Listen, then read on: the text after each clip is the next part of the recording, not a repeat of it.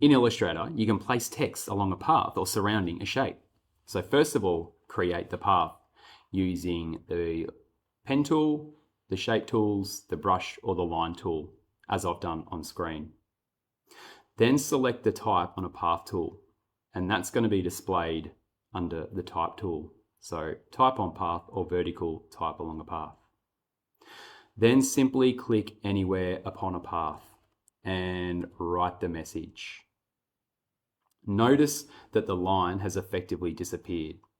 We can now go through and customize the type by selecting it, changing its color, changing its character, so the font and the point size. Additionally, using the selection tool, you're going to have these three markers, and these are the midpoint, the starting point, and the end point, and that allows us to reposition the text along a path. Once you've applied it for the first time, notice those little icons now become a lot smaller. So now we have the midpoint there, and our end point here has made the text disappear. So you might need to move that around. I'll apply the same text to a shape.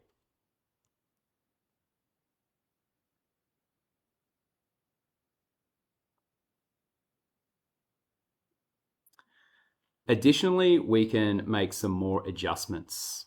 And so that's by going to the type and then type along a path and then the options. In here, I would always be selecting preview, and then you can change the effect of the text.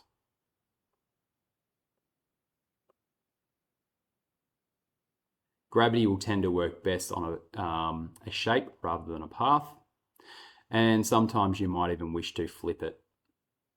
Also, we can align the path to the baseline. Sometimes you're going to want it to be at the center, the ascender, or the descender. And then the spacing is effectively the tracking. So with this tool, allows us for creative text placements while maintaining flexibility within our design. Thanks.